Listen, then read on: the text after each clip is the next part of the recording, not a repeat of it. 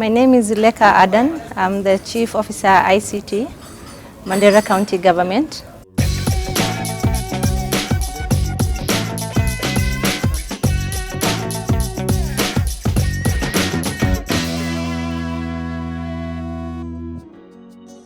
My thoughts today for the meeting was getting a new perspective of the whole data revolution and how as a county we can benefit and what we need to put in place for us to achieve that agenda that the whole country is going towards. And one of the things that really stood out for me was, one, why do we need the data? How do we generate our own? Taking into consideration the integrity, the credibility of the data that we will collect, which agencies that we will partner with for us to achieve that. More so the aspect of research and development that as a county we never thought about. As much as we appreciate the existence of the data that we have found when the counties were formed, we see now the need as a government for us to generate our own, to see what we have achieved so far and where we want to be. And for us to do that, we need to generate our own data. We knew what we wanted. What we didn't know is how to get there. And now this has given us an opportunity and a forum to learn from our experts, from people who have done this before. And I'm very grateful for the organizers, for the invitation to be here and to say our part of the story and how we can be helped and what are the gaps that we have, the challenges that we face. I think that is what has really stood out for me.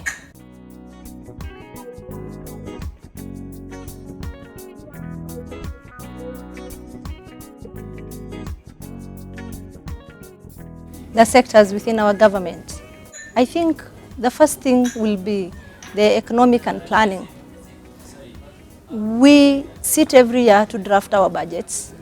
We prioritize the projects that we want to do. Out of that, we also sit down and do an analysis of what we have achieved so far. So I think the priorities will be, one, the trainings, the capacity building, empowerment of the existing offices that we already have, and establishments of the ones that we need, that we don't have now. And the sectors that demand, that are data hungry so far for us have been the health sector, who are grappling with a global thing of MMR, a global thing of trying to reduce mothers dying at childbirth. That is something as a government we have taken a deliberate initiative to reduce the numbers as much as we can. And it will be a sector that we are looking at that will rewrite our story, that will make sure that we, after 5 years of the government exiting, we have achieved tremendous effort of reducing those numbers. The other sector will be also in livestock and agriculture. We are a pastoral community. And to the common mwananchi, this is the kind of thing that he will want us to put forward and to discuss how we are going to improve the livelihoods through livestock. And these are the sectors that will mean everything to them. And for us also to meet their demands, we need to listen to them. So that will be maybe the big thing, the priorities area for us. We are so much at the ground level, and for us to pick up, we need things that are quick wins for us, that successes will be realized within short term. And these are the sectors that the common citizen will relate to.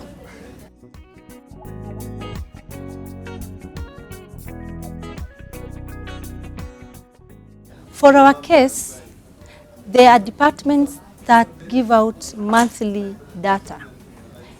Example is health. There is a government system that was there before us that they need to feed, and they do their returns every month.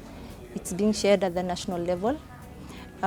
Indicators will be something like the number of births, the number of deaths, diseases, stuff like that. So that is one of it.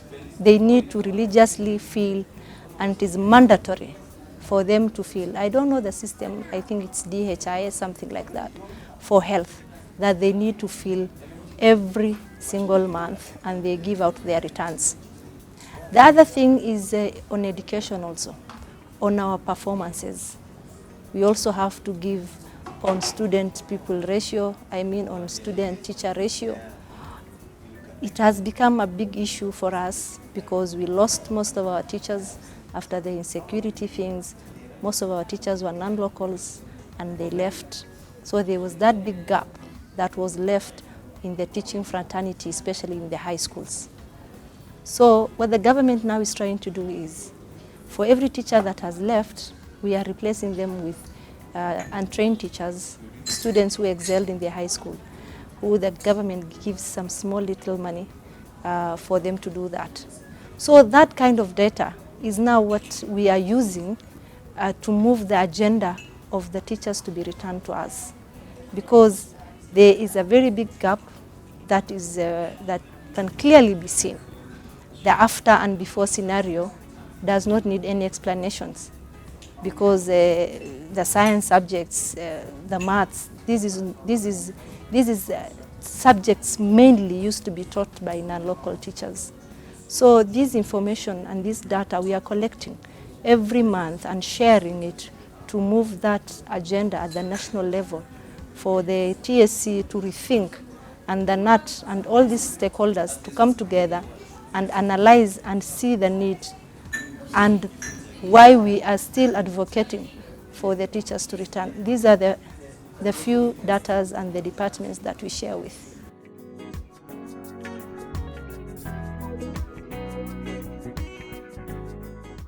Data and sustainable development goals. We cannot talk about, there was a reason why this is becoming an agenda. This was never captured in the Millennium Development Goals. There is a reason why in the sustainable development, ICT per se and the data discussions are coming to the table, because there is the need now that we cannot make these decisions just like that. We need to base them on something, on evidence-based data.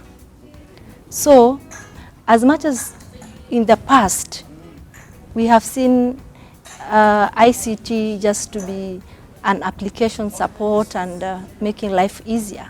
Now we have to use it as a tool in decision making, in understanding the dynamics where the world is headed to. So I think you cannot talk about sustainable development now without bringing the issue of ICT in it.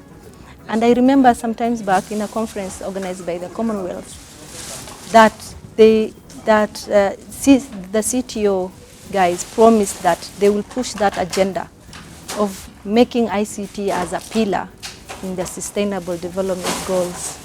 So I think in my understanding, now we have realized that we need to have discussions on ICT as an enabler, as support tool for us to realize the Sustainable Development Goals.